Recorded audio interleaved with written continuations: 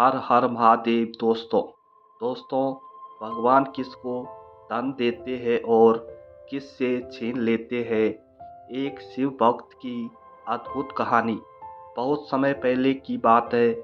एक छोटे से गांव में हरिराम नाम का एक गरीब ब्राह्मण रहता था। उसकी गरीबी इतनी ज़्यादा थी कि कई बार उसे और उसके परिवार को 2 वक्त का भोजन भी नसीब नहीं होता था।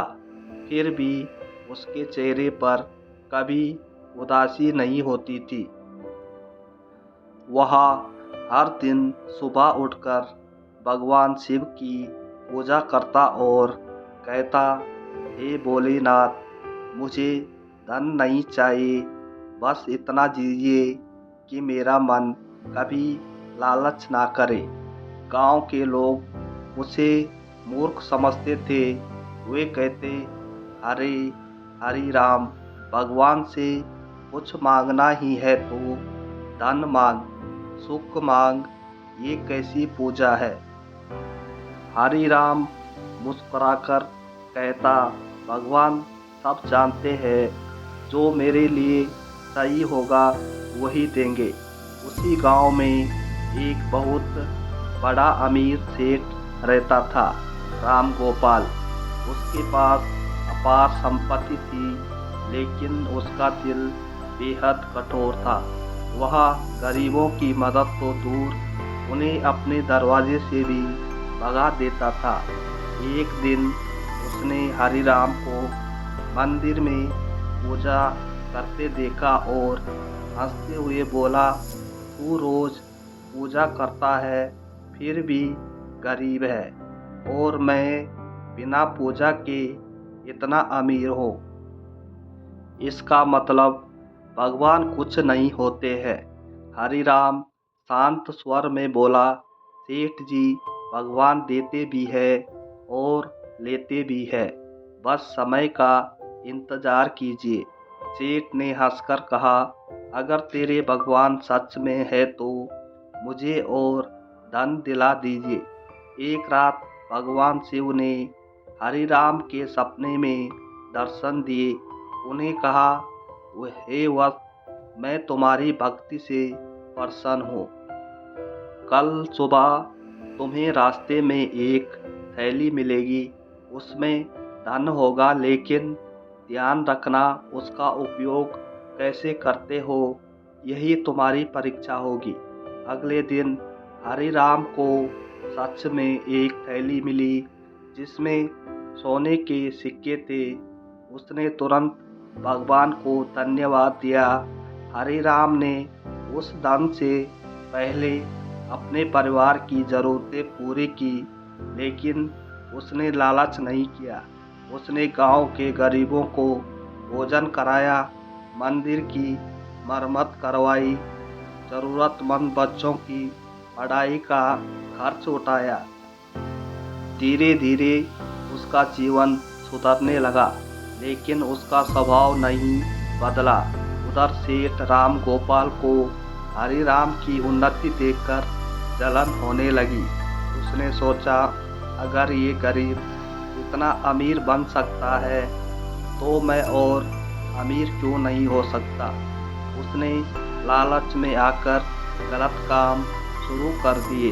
लोगों को धोखा देना, नकली सामान बेचना, गरीबों का हक मारना। कुछ समय तक तो उसका धन बढ़ता गया, लेकिन फिर धीरे धीरे उसकी किस्मत बदलने लगी। एक दिन अचानक सेठ का व्यापार ठप हो गया। उसके गोदाम में आग लग गई। उसके साथी उसे धोखा देकर भाग गए। देखते ही देखते वह कंगाल हो गया। अब वह वही सेठ था जो कभी गरीबों को अपने दरवाजे से भगा देता था, और आज वही दर दर भटक रहा है। भूखा प्यासा सेठ एक दिन हरिराम के घर पहुंचा। हरिराम ने उसे पहचान लिया, लेकिन फिर भी उसे आदर से बैठाया और भोजन कराया। सेठ की आंखों में आंसू आ गए। उसने कहा, मैंने तुम्हारा मजाक उड़ाया था और भगवान को भी नहीं माना। आज समझ आया कि धन क्यों दिया जाता है और क्यों छीन लिया जाता है। हरिराम मुस्कुराया और बोला, भगवान धन उसी को देते हैं जो उसे सही तरीके से उपयोग करता है और उससे छीन लेते हैं जो अहंकार और लालच में अंधा हो जाता है। उसी समय वहाँ एक तेज प्रकाश हुआ और भगवान शिव प्रकट हुए। सेठ डर गया और उनके चरणों में गिर पड़ा।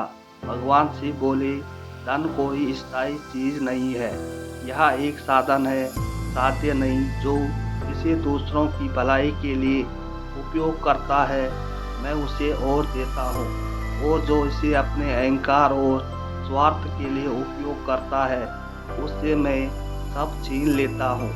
सेठ राम गोपाल ने सच्चे दिल से पश्चाताप किया। उसने प्रण लिया कि अब वह अपना जीवन दूसरों की सेवा में लगाएगा।